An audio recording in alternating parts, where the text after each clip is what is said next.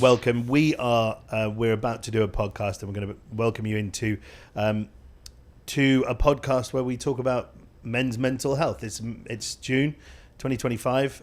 It is Men's Mental Health Month. The women get the other 11. Can't believe you actually said This that. is Scott, and this is Ray.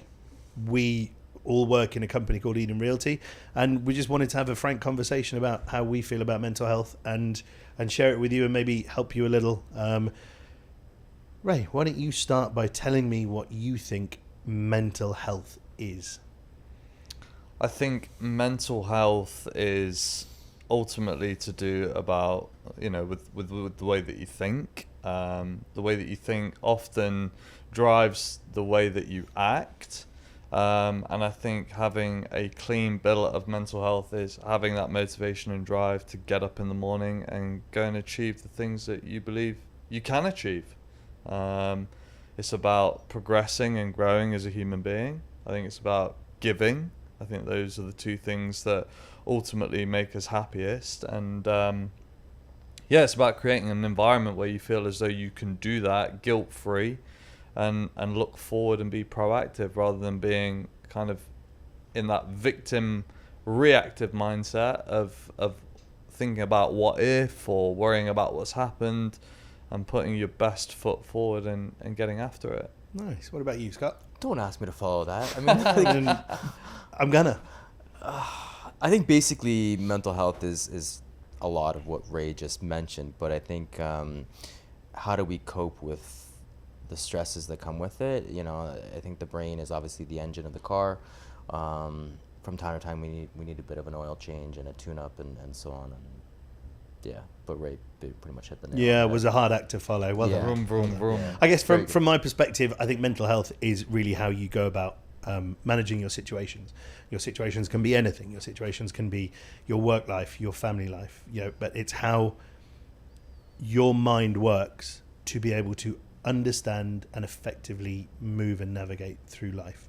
And I think there needs to be a lot more. And there is, and we'll cover this in the podcast, there is a huge drive towards making sure that men, who account for 75% of global suicide, that men are looking after each other more and looking after themselves more. So we're going to dive into it. There's going to be a lot of waffle. There's going to be a lot of very salient points. So we hope you enjoy it. If you do feel like you need some help, reach out to someone, reach out to us. We are all here for each other. We understand our industry is very, very hard. And if one broker can help another, then we're on a long, long road to making sure that we're all a lot more safer and a lot happier. The media's role on people's mental health, right? I stay away from the papers. I genuinely do. I do too. So my sister, we have a family WhatsApp group, and I'm constantly telling her off for sending crap links and stories about really immeasurable things. If you're constantly being bombarded by misery, by war, by famine, by LGBTQ stuff that's just going to upset you, it's no wonder that men are really struggling. It's no wonder that men there's a lot of pressure on men these days. Not just from a family perspective, obviously from a work perspective, but I just think there's a lot of expectations that we take on.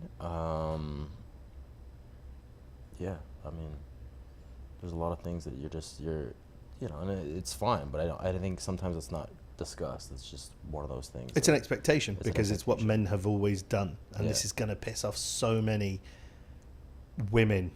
And I'm sorry if it does, but from a man's perspective, Are we recording right now? We do. Yeah, we do. we do have burdens on us that they don't necessarily understand.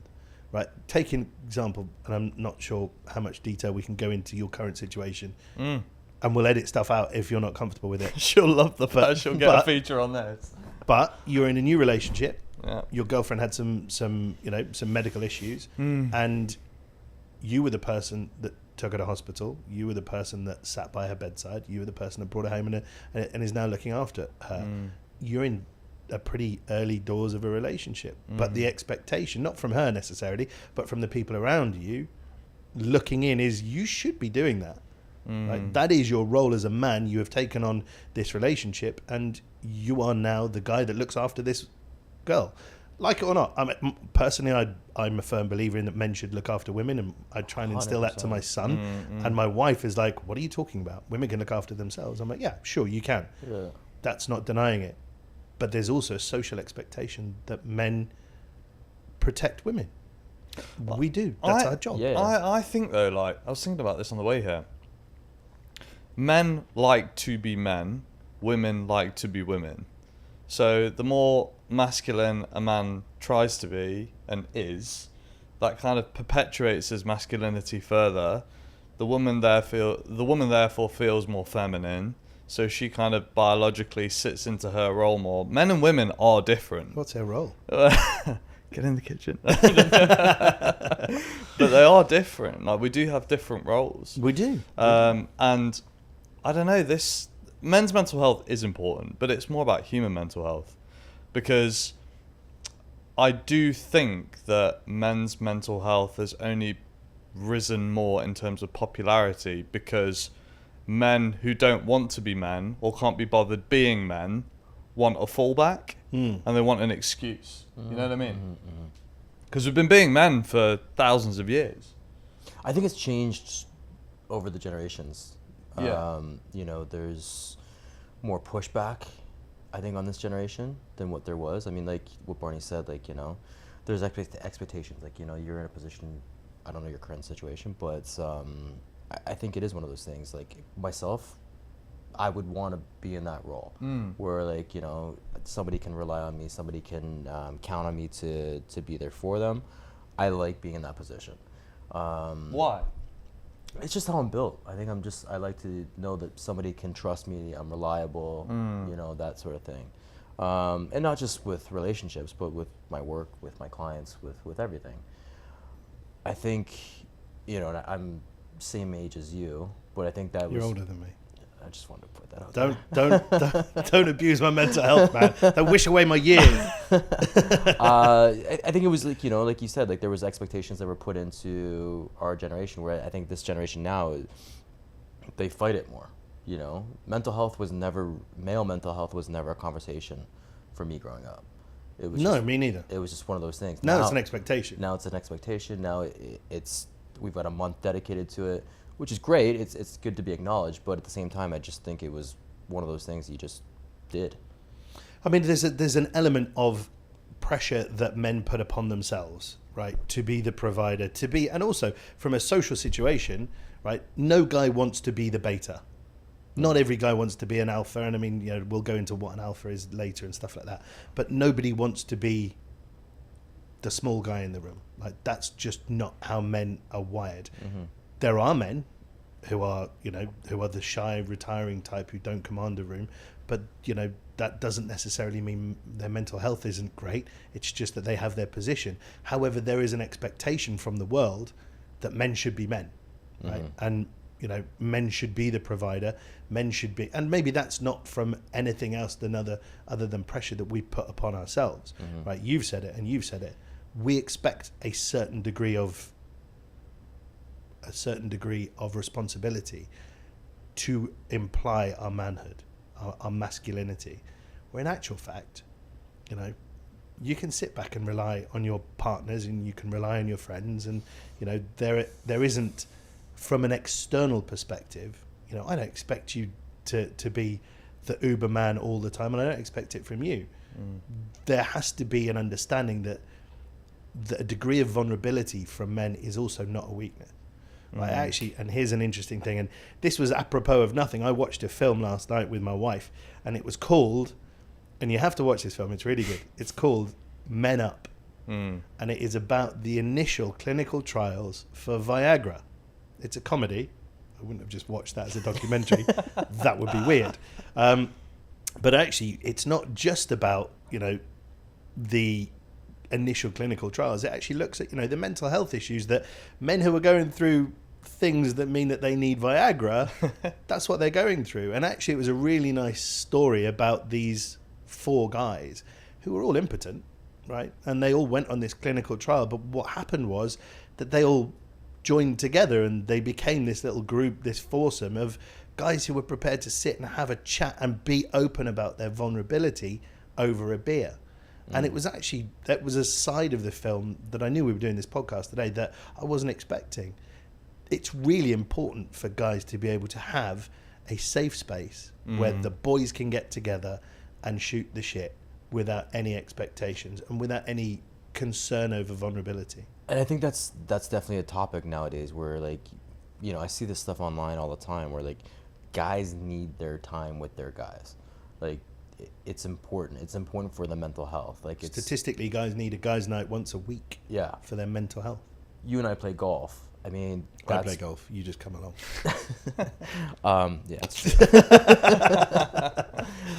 Bullying you on a mental health podcast. Yeah, exactly. I mean, that's not cool, guys. Ray, I'm going to leave soon. I hope you don't mind. Do you need a day? But it's one of those things. I mean, you know, like when I go out and, you know, play golf with my buddies and kind of catch up, and like the conversation is all over the place. It's, you know, but guys do open up more in those sort of scenarios. You know, they'll talk about trouble in their relationships or trouble at work or whatever and not even know it. It's not like it's planned. It's just, you know, it's that sort of, like you said, bond that your four impotent guys had. They, you know, that's a different conversation for the golf course, but it's one of those things where I think it does happen and not knowingly. Do you think it's always been like that? Do you think it's always... Yeah, I do. I think now, guys just get together and become vulnerable? I think now, like, you know, you've got a title for every sort of scenario. Like, it's like, you know, oh, this is for that, like, mental health month or whatever. That was never a thing, but now everybody tries to put it in a box. But do you think society is now more accepting of men being a bit more vulnerable? Mm-hmm. Coming from North America, 100%. What do you mean? Canada specifically. I just think there's, like, you know, like Ray said earlier, like, you know, like... Okay, so living in this side of the world, there's expectations as a man. Like, you know, Give us some. You're meant to provide. You're meant to protect. You're meant to do all these sort of things. Whereas back home, A more traditional sense of what a more man traditional, is. yeah, exactly.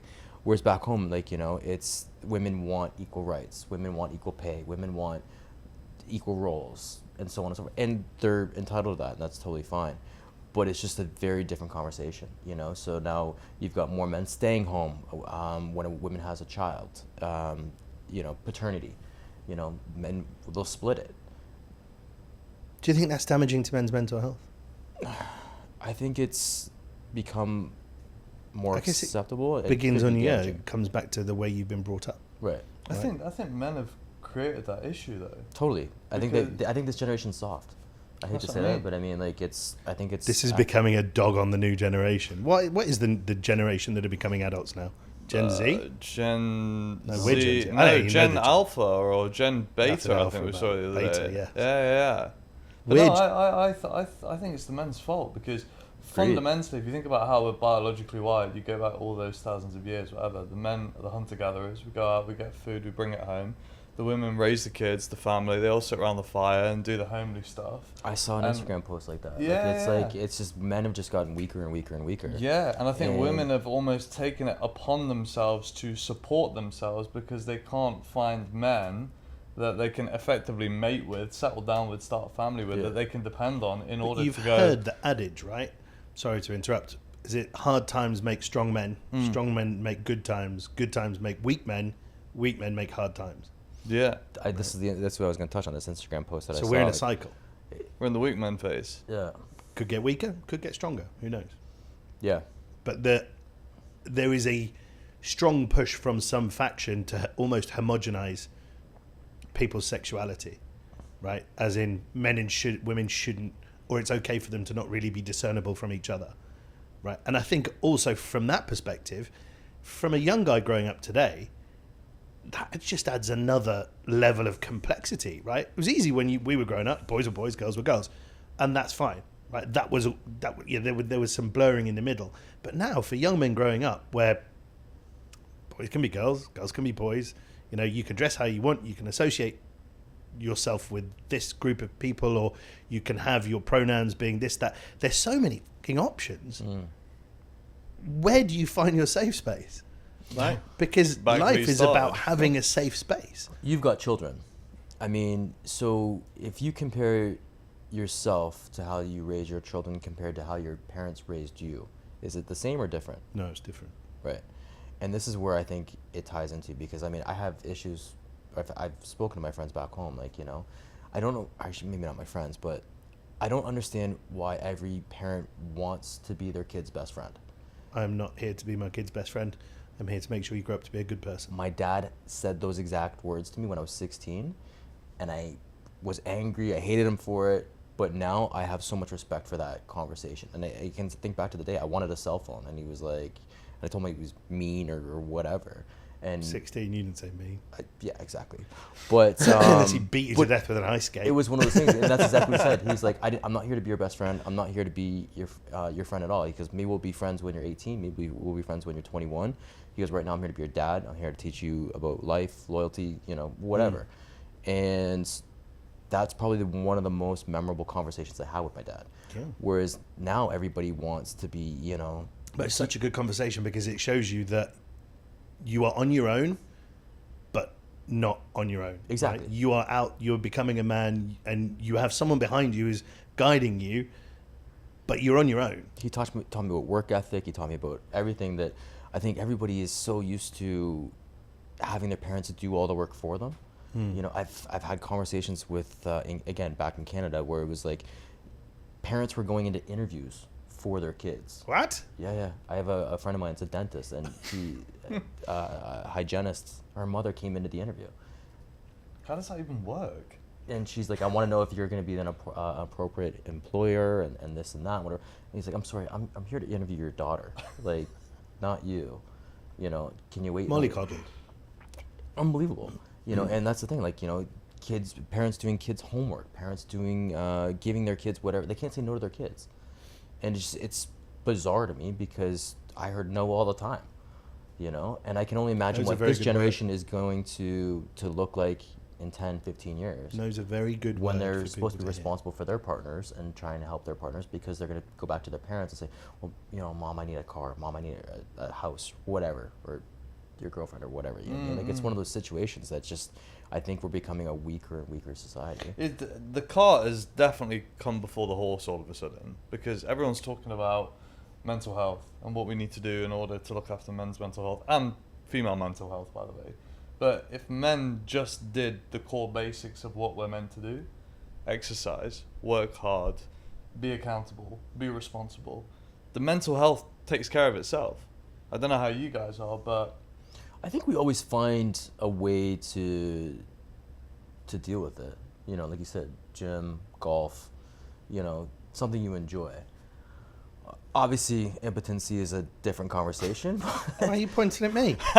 You're the one watching the movie. I'm just wondering if maybe you're heading down that Yeah, path. but don't point at me when you say impotence. Like, Don't point if he at edits it. this in and you just go, impotency is a problem. Maybe you're doing some research. I don't know. You know, and I'm here for you. I support you for that. You know, but it's one of those things that, you know, I think we always find a way to get through it. And, you know, again, coming back from the way I was raised, is you figure your shit out. Like, you know, you work. But I think we're in a society now, and again, sorry to interrupt, we're in a society now where it's more and more hard for younger men to figure their shit out. Right? Because they've been coddled. Yeah. is it? Yeah, I mean, is it? The formula's still the same, but they've just found a way. But you're in a to world. excuse themselves. We are now in a world where we're on the outside looking in. We aren't 15, 16, 17-year-old guys, right? Growing up with the noise that they're surrounded with the. We didn't have the internet. Well, you probably had the internet when you were growing up. I had the internet when I was growing up. Right? I remember when the internet came out. I remember when cell phones came out. Right? I remember my first phone. It was analog. Right? We are on the outside looking in on a generation where men are wheel spinning, and they have not all of them. That's not fair, but they have no clear direction on what they should be or what the expectations are of them, and therefore they have as many options as they want. And options are great, but if you don't have the upbringing and the wherewithal to know what the right option to take is, all you're doing is turning around going, well, what do I do? Where do I go? How do I make sense of this world? And in that scenario, along with all of the junk that's being fed down your throat by social media, I'm not surprised why people, young men, are getting confused. So in your position as an employer, you know, you're going to have, you know... I only employ people with mental health issues. It's a prerequisite. It's a shame Fabrizio's not here. He's the poster child for mental health issues. But that's what I mean. Like, I mean, so it goes back to how people are raised at childhood and come up and whatever else. But you, in a position of an employer, you're going to have to deal with this stuff regularly because they're not going to know how to work, how to organize themselves, how to get through an issue or a problem because their parents always did it for them. So you're going to have struggles with that. Well, I mean, you know, I think as an employer, it isn't my responsibility. No, but I mean, I mean, if it, you know, and this is very hard and a cold mechanism of working. But if I'm running a company, I understand that there are certain issues that your staff will bring to the company. But if those issues begin to outweigh the benefits, gone. But you see, also now in the whole same generation is like that. No, but you see, we're seeing this in it's going to sound like Richard Tate. Andrew Tate, right? In the West, you're not allowed to fire someone because they can turn around and go, "Well, I had mental health issues, and you got rid of me." Yeah. In actual fact, I got rid of you because you were not a productive member of society of the That's staff. what I mean. There's always an exit, Right? That in itself is a society again, mollycoddling people who aren't necessarily well educated, well versed, well brought up enough to actually understand that there is something larger at play that I need to fix myself rather than expecting other people to fix me. Is this a cultural thing though? Because since I've moved back to Dubai 2.5-3 years ago, I can probably count on one hand a conversation I've had with a guy about his mental health. But not because he doesn't care about his own mental health, it's just because we live in a society in Dubai that rewards progression, ambition, hard work, opportunity, whereas the West is very much become... They aren't exclusive. Mental health and progress are not exclusive, right? I mean, I'll quite happily say now I see a therapist. So I think I've said this before. I see a therapist. I started when I was at the traffic lights by the Montgomery Golf Club, going underneath towards the marina, and I was sat behind the wheel of my car and I just burst into tears. Don't know why. Literally from nowhere, just burst into tears. And I thought that was weird. And then I drove off, went about my day, and then it happened about 2 weeks after that again. And I was like, okay, right, one time's a bit weird. Two, not the same traffic lights. That's like, so green. And also, I think it's also very good for you to be able to tease people about their mental health, you know, lightly, because I think that to identify it and to humanize it is something that helps people get over it. But anyway, going back to me, my favorite story. I then decided that at that point I needed help, right? And I went and got it. And it hasn't, if anything, it's made my progression, my success, more successful by understanding why at that point. You know, it turned out it was because my dad was dying of dementia, but you know, that's a different story. But to understand the way your body works, to understand the way your mind works, helps you in your career. So I don't think looking after yourself and being successful, I think they're actually inclusive rather than exclusive. But would you have worked through that issue independently had you not gone to a therapist? I didn't know why I was crying, dude. But what pushed you to a therapist? Sorry, not to interrupt. Because I broke into tears twice for no reason. Was it your wife that said you should go? No, it was me. It was you, eh? Yeah. Okay, because a lot of times, I grew up, boys don't cry. Yeah. You know, have I cried? Of course, but it's one of those things that, like, you know, going back to mental health awareness or month or whatever you want to call it, you know, if that happened to me, I'd be like, okay, I need to talk to somebody, maybe, perhaps, or I'd maybe push it down, try and hide it and ignore it. Yeah. Because that's what I was always taught to do. Like, I mean, boys don't cry, move on, get through it, figure it out. So the fact that you actually went and dealt with it is a productive thing. Well, I was brought up by my mother. My parents separated when I was 9, 10. I mean, I saw my dad at the weekends, but predominantly I was brought up by my mum, and my mum's always been, you know, your emotions are valid. You should listen to the way you feel. So I had the opposite upbringing. Okay. My mom passed at a young age. She got sick, and then I lived with my dad. So it was a very different experience. Yeah. My mom, I love my mom. When I lived with my mom, same thing. Like, my mom made me touch more on my feelings and whatever else. Whereas when I moved with my dad, it was like, what are you talking Typical about? North American figure it out. ice hockey fan with 1-2. Yeah. My dad was never home. My dad's a CA. With So a Milwaukee Bucks shirt on. Bucks. They're Raptors, bro. Raptors. Okay, sorry. Yeah, I mean, but that's great. I mean, the fact that you had that upbringing, the thought, okay, you know what, I need to deal with this and so on. Again, coming from a man household, it wasn't something that we would necessarily discuss. So an interesting statistic, and again, this is probably going to land me in a lot of trouble, but I'm going to say it anyway. UK prisons are inmates. About 82% of them come from single parent households, maybe a bit more. You want me to fact check? Yeah, sure. Yeah. Come from single parent households, and that parent almost exclusively is a mother. Right.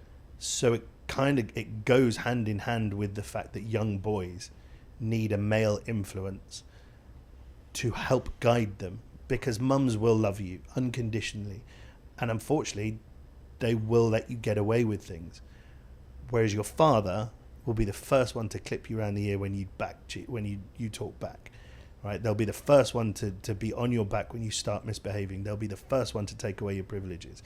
They'll be the ones that teach you how to understand and respect your position in society and your view on authority.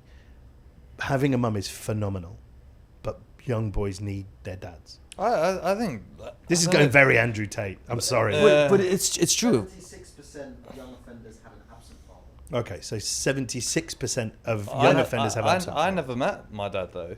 My mum exclusively raised me since I was about 18 months old. Okay. And I've not been in the penitentiary. Yet. Congrats. Yeah, exactly. Exception to the rule. I'm not saying all boys are single mums. 76%. You're of the 24%. Yeah, exactly. But to be fair, she wore both hats really well. And I think as a single parent, I mean, that's a different conversation entirely, but... I was threatened all the time. Like, if I ever got in trouble, like, and it says, I'm going to call your father, I'm going to tell your father. And it was like, okay. Yeah. I'll straighten out. You know what I mean? Like, I was afraid of my dad. And I don't know if your kids are afraid of you or what your situation I hope is. so. I think it's good I'm definitely for the kids. disciplinarian. You need to be in that position, and good on your mom, honestly, to wear both hats, because that's a tough role. That's a really tough role, to be the heavy and the loving one. Yeah. Right? Just say, you know what I mean? So let's move this on to a little bit more sort of real estate centric conversation, because I mean we've kind of done some covered some interesting topics there.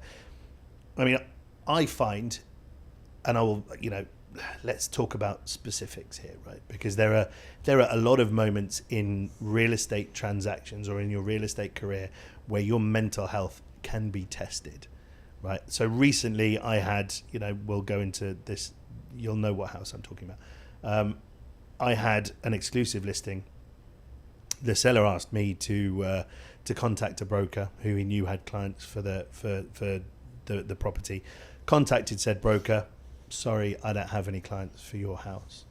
2 weeks later, my exclusivity is given to, or the listing is opened up, and this other broker takes a Form A for my listing, and then 5 days later, there's a deal agreed, right? I thought to myself at the time, well, that is so unlucky, because I didn't want to see potentially what was in front of me. And I'm not accusing anyone of anything, but when I speak to other people about it, those other real estate agents are like, you just got screwed. You just got absolutely screwed.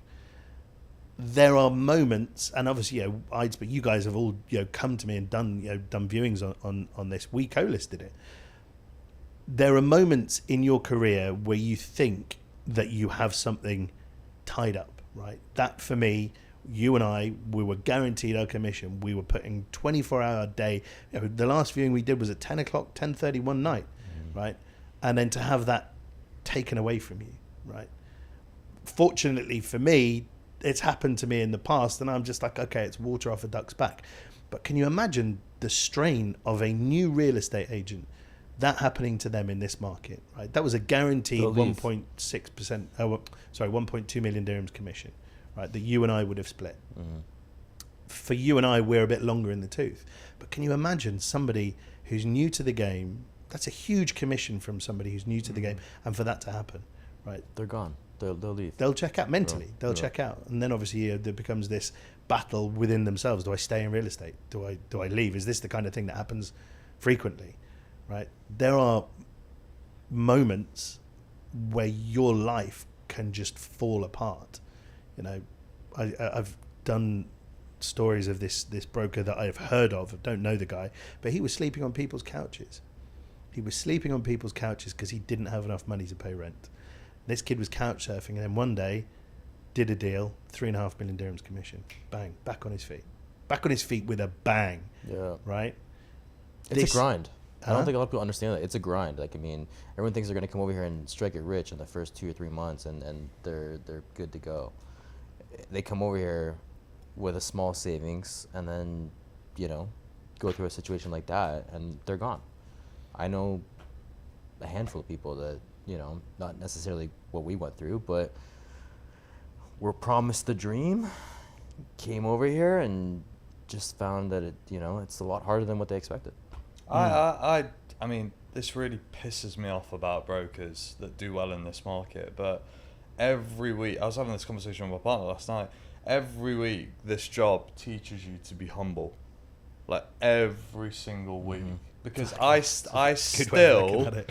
still get so stressed out, and I kill myself over deals that don't happen. And I sit there at the end of every week and I go, well, of course it didn't happen, because 9 out of every 10 deals don't happen, but it still kills you every single time. And then you do the big transaction, you do the big deal, you get paid, you know, a fair, decent amount of money. And I think most people just go crazy and act like their shit doesn't stink.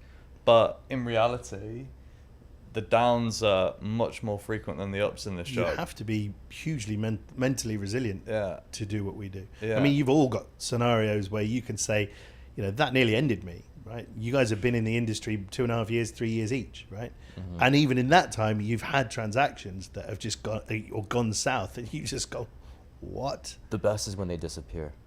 Oh, the Like- ghosters. Yeah. It's like everything's there, ready to do all the forms or whatever else, and then all of a sudden just crickets. I mean, I've got one literally right now. The phone could ring, and we are about to sign the contract F. And I don't know where the agent is on the other side. I don't know where the buyer is.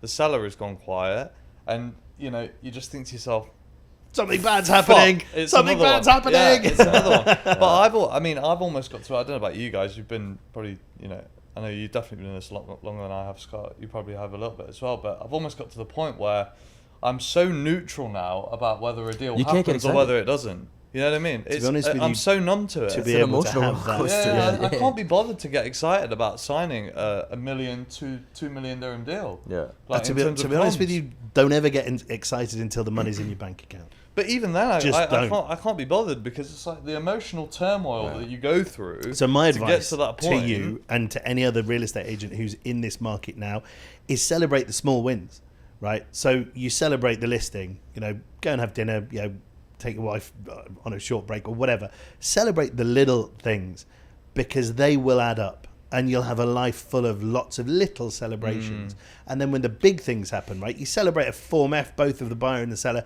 you celebrate that a little bit bigger. But we all know that when the Form F is signed, still things can go wrong. And then you properly celebrate when you have the money in your bank account. But look for the little wins, because they're what keep you going, right? I've had a little win today. I'm going to go out and buy myself a new pair of shoes, right? I've had a Form A signed or a Form B signed. I'm going to go out and I'm going to express my joy to myself or to my partner.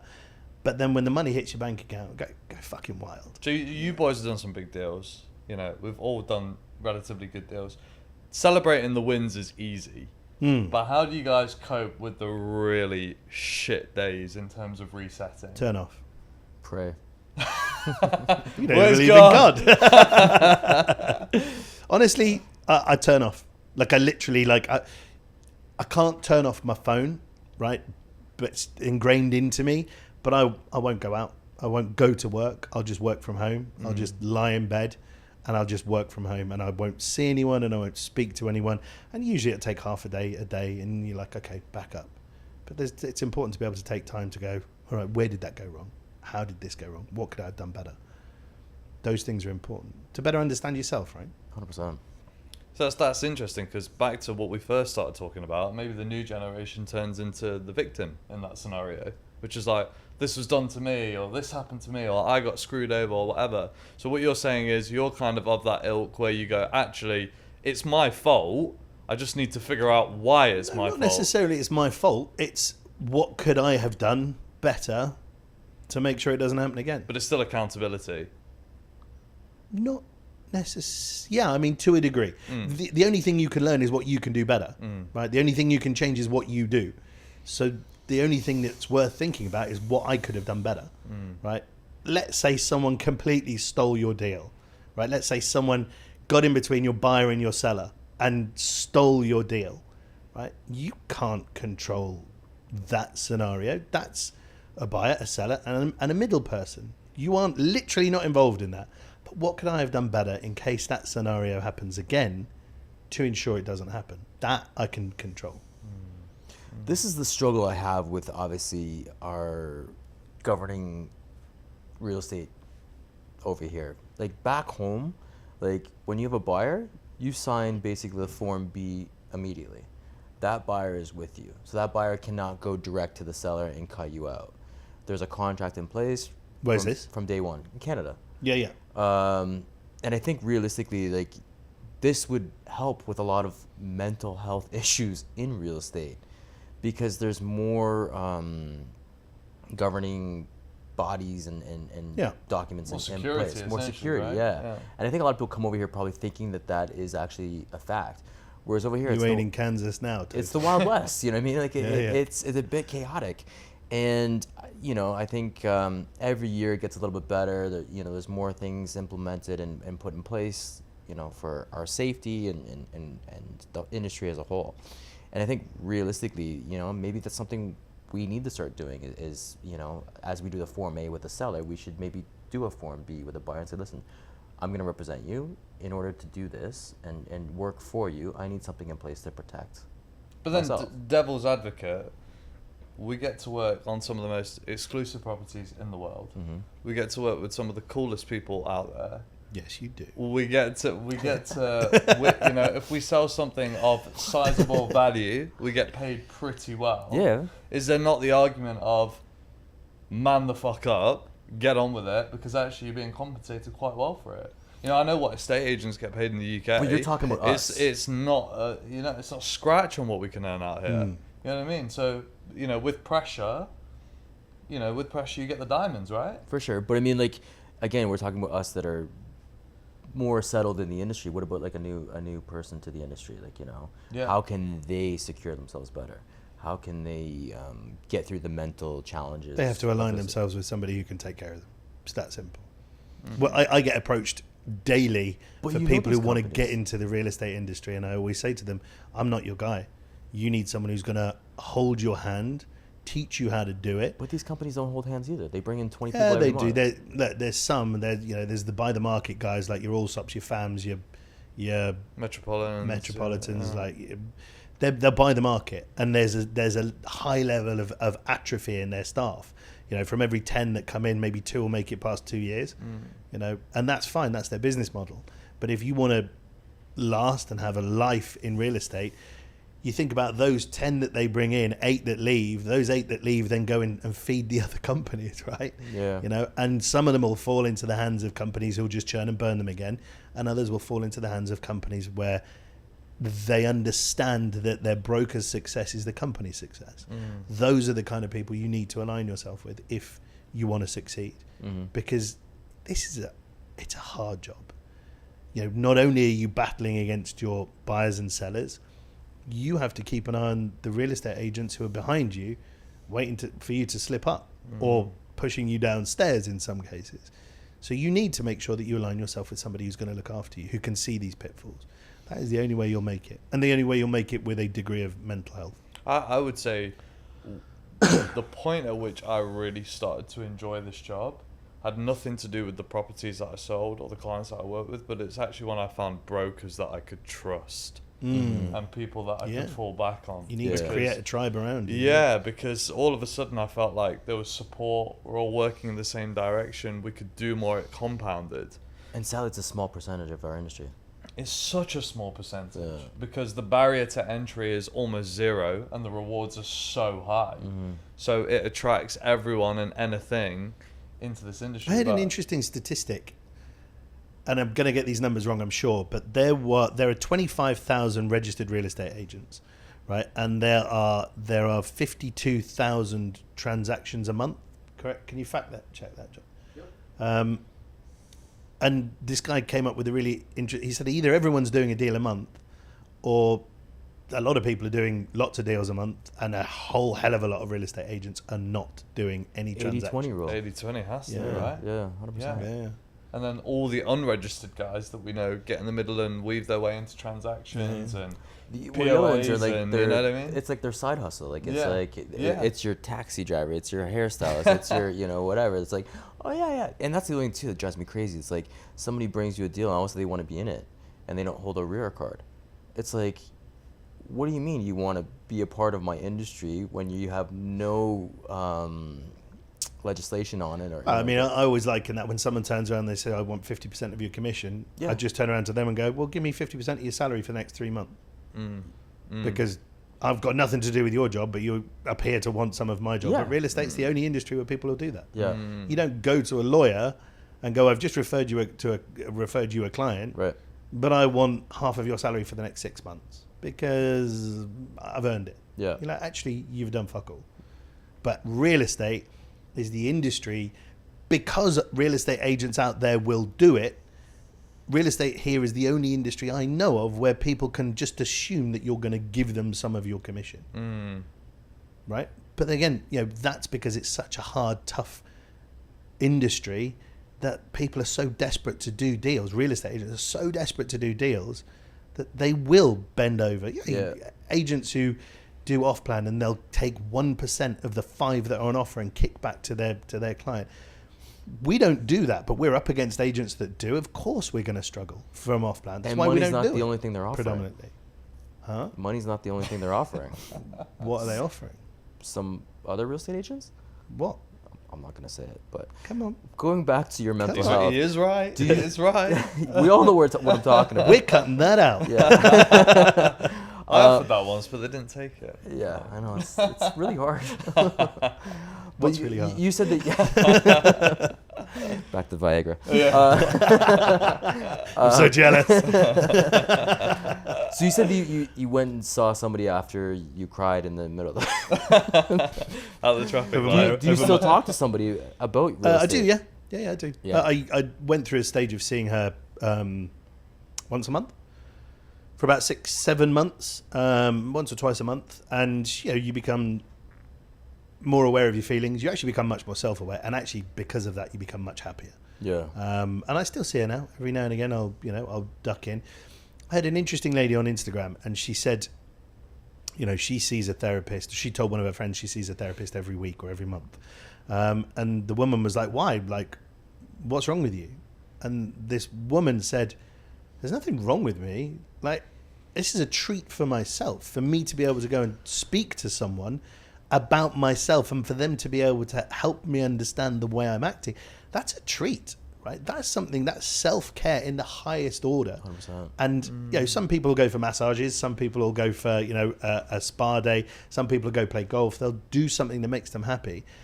Talking to somebody who is clinically, medically trained to be able to help you understand the way you react to things, it's a godsend.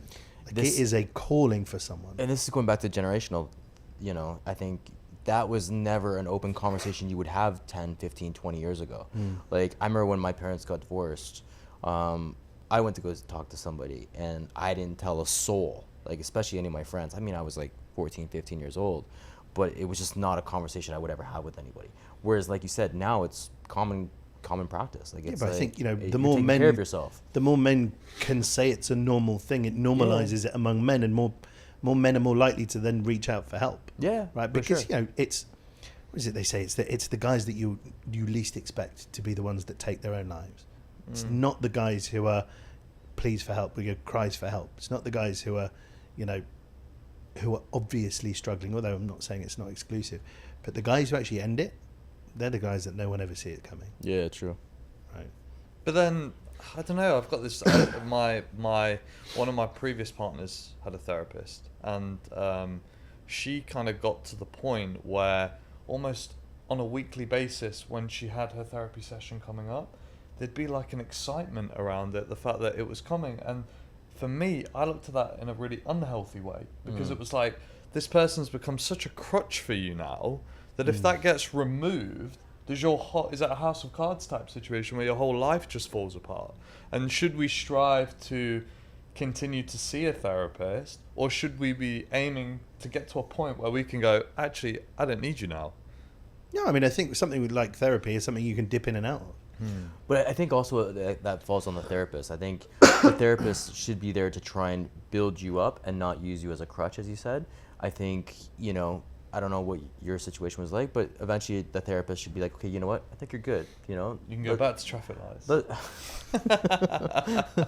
Let's cut it back and let's check in 6 months. Have you guys seen the show Shrinking? Yes. Fantastic show. Such a good show. You got to watch it. But, I'm not saying that's a good example, but realistically, I think a therapist is there to build you up. A therapist is there to be an outlet, but also, when you say, like, listen, like, let's cut back. Not saying every therapist is going to be in that position, because obviously it's an income for them and they want you to come and see them. But I think, from a humanitarian sort of perspective, they should do that. Like a PT in the gym. Exactly. Yeah. I mean, PT for the PTs mind. in themselves, same as your barber, quite often they play a role in your mental health. Yeah. You go to the trainer, you guys talk shit to each other. You go to the barber. I mean, you were a hairdresser, barber. What do you call it? Yeah, and like hairstylist. Sorry, just hairstylist. want to clarify that. But like the stuff you must have heard in your chair. I heard a ton. Yeah. How do I tell my husband I'm pregnant? How do I tell my husband it's not his? How do I tell? Yeah. Just kidding. Just a little humor there. And you were like, please just wait for me to leave the country before you tell it. Wasn't mine, but yeah, I mean, people told me their deepest secrets like all the time, and I think What makes you such a good listener? Yeah, I hate to say it, but it's true. I had a lot of practice, and not just I had well-known people in my chair that would literally. I knew them for 3 weeks, and they would just open up and tell me everything. Like, I mean, there is a degree of that. Just how long does it take to cut a woman's hair? 2 hours? An hour? depends. I could be coloring, cutting, whatever. I mean, Let's say 2 hours. 3 hours, 2-3 hours. Yeah, sure. 3 hours. Yeah. So you're in this one-to-one scenario with another human being for 2 or 3 hours. Mm-hmm. There's going to be that trust that gets engendered. And also, after a while, you run out of small talk. Mm-hmm. So obviously, all of a sudden, Listen, I think what I think we should probably talk about now is the role that social media plays specifically in real estate agents' mental health. I have recently heard of a real estate agent who has been posting a lot of transactions that they have not done.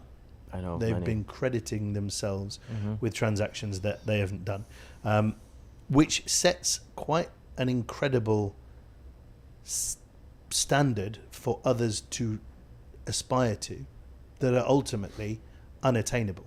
Even the person that is posting these transactions is not attaining them, but they are setting themselves up on this pedestal. Look how good I am. This is how good you can be if you work as hard as I do. And the other real estate agents who I believed this person, I thought they were doing these transactions, and it's become apparent that they haven't. And I was questioning myself. I'm like, how the hell is this person doing this? These numbers are insane. And I began to feel, and I'm long in the tooth, right? But I began to feel like, this person hasn't been in real estate as long as me. They don't have my Rolodex. They don't know the people I know. How? And then it transpires that a percentage of them are not real. So, and you see real estate agents now flying first class somewhere, flying private. I mean, I have flown private, but that's not on my dime. I'm not paying for it, but there are real estate agents out there who are flying private. There is a huge pressure applied by falsehoods in social media because people are bigging themselves up. Not necessarily, maybe they are, maybe they aren't, doing the numbers that they are. Which, if you're a young real estate agent looking at the real estate market through the lens of social media, you are like, how can I do it? It's never attainable. Why aren't I doing it? Because you're probably being honest with yourself about the numbers that you're doing.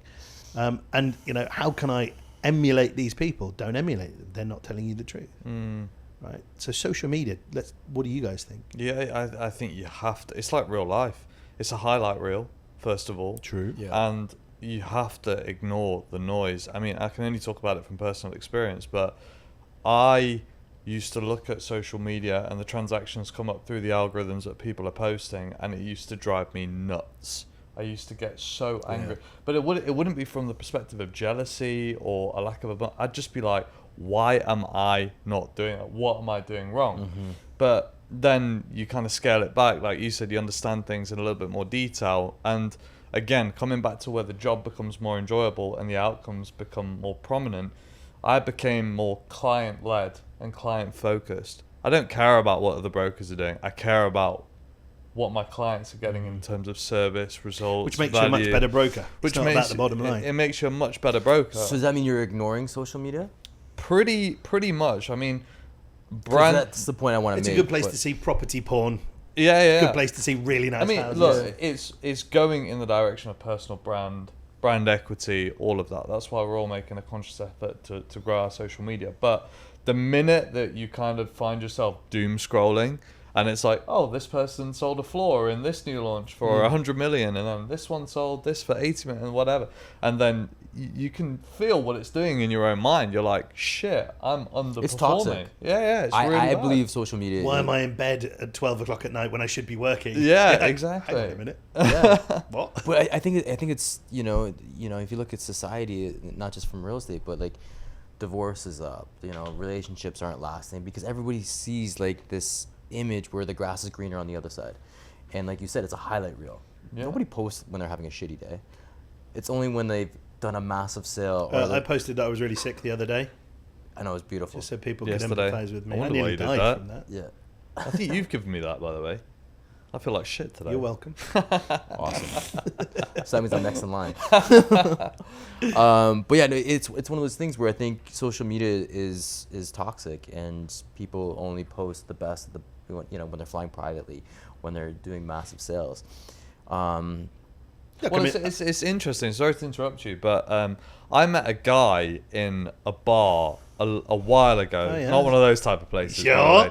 And, because this is the start of a great and, story. no, This is a safe space. Safe space. Get off my hand. And we exchanged contact details, whatever. And I posted a transaction that I did on social media. And it just so happened that day I was in Royal Atlantis touring an apartment that I was about to list. And he texted me on Instagram and he said, oh my God, dude, I'm so jealous. You've got the most amazing life.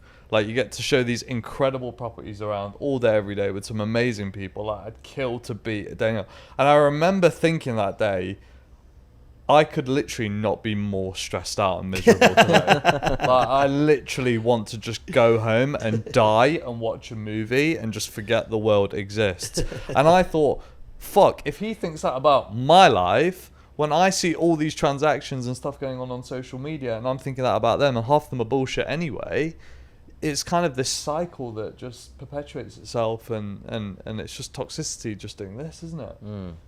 Because he got it completely wrong. I mean, life is good. Life Would you isn't rather bad. be behind a desk? I mean, I worked in finance for 12 years and I left for a reason. Life isn't just good, mate. Life is fucking great. Life is great. We're all here. We're happy. We're healthy to a certain degree. Like, don't underestimate what you have right now. Yeah. We're doing a podcast at 12 o'clock in the afternoon. We're going for beers afterwards. No, we're not really. We're not really. And it's but a look, I Monday. mean, that's also one of the things that's really important is for you to actually step back and smell the roses, Yeah. right? There is the constant pressure, and I say this to anyone who'll listen, one of the unique things about being a human being is we have this innate drive to do better. That's what's spurred us on as a species rather than languishing in the jungles with the monkeys, right? As a species, we have this innate drive to be better. What we don't often do is sit back and go and look around and go, I am the Lord and Master of all I survey, and I am happy, and I have achieved things, and I am, in a comfortable position, and I'm healthy, and I'm with someone I love, and I have a great family. And actually give yourself time to sit back and bask in your achievements. And I think that's so important. Mm-hmm. Don't always look forward. Sometimes stand still and look around. You'd be surprised what you see. Back to what your point, like celebrate the little wins.